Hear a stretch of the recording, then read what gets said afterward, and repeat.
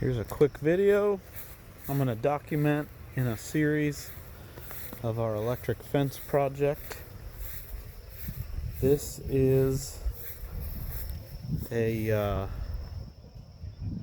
order of timeless fence posts. I'll show you the label in case you want to look them up. That's it right there. These are 5.5 foot by 1.5 inch T-posts, and so the process was I got online, I placed an order, I called. Actually, I think I didn't place it online. I called, I got a hold of a guy. This is during the coronavirus. It was in May, the beginning of May. They had a deal. I happened to come across their Facebook page. They had a deal going that if you bought 250 5.5 foot tall or greater of these fence posts, then you got a reel of the poly braid, or a spool of the poly braid. You got a Speedrite reel. This is one of the geared reels, and then you got a box of step-in posts. I bought 500 T-posts, so I called him up and I said, "Hey, will you double the free stuff?" And he said, "I'm not sure. No one's asked that." He said, "Can I call you back?" The guy's name was Josh. I won't give his last name because I don't have permission, but great dude. He called me back 20 minutes later or something, talked to his manager or somebody, and they said, "Yeah, sure." And so I got 500 posts, and then I got 2 of these spools of the poly braid, which is the really good electric, the temporary cord. And then I got 2 reels, and I got the 2 boxes. It was like, I think it was like almost $600 worth of free stuff. These T-posts, I will have to look up what they are each. I forget. I think they were $7 and something cents a piece. They're just a little bit more than a steel T-post. They go in just like a steel T-post. The ends of them are pointy. You see that.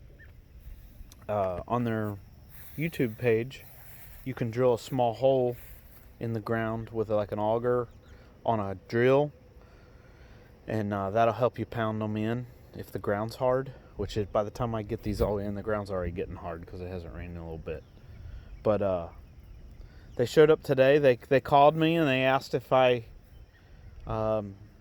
need, when I placed the order. Let me rewind a little bit.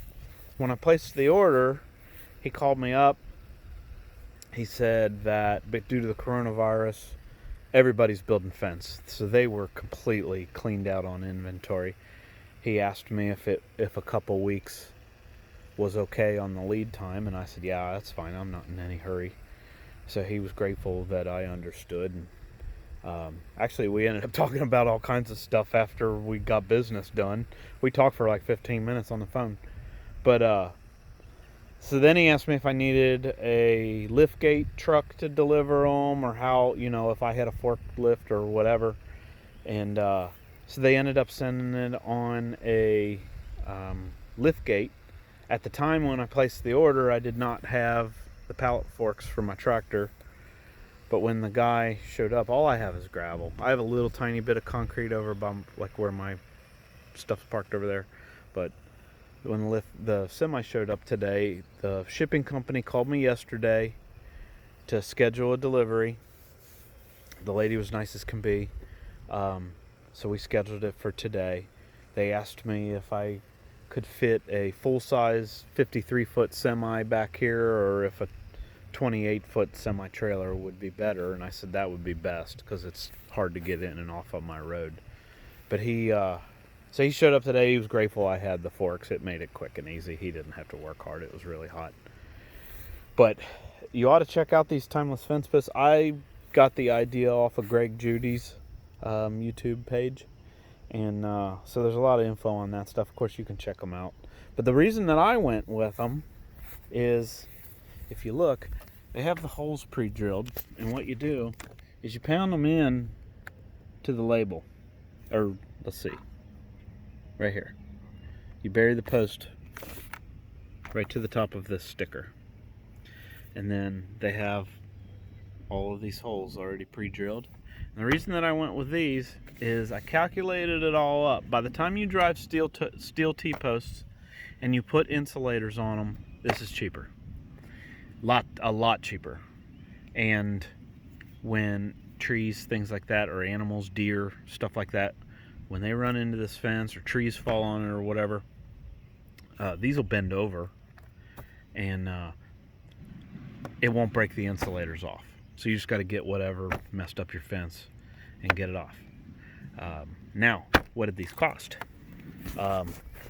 These cost, not counting the free stuff, of course it was free, but I got 500 of these and it was like $3,800. Free shipping.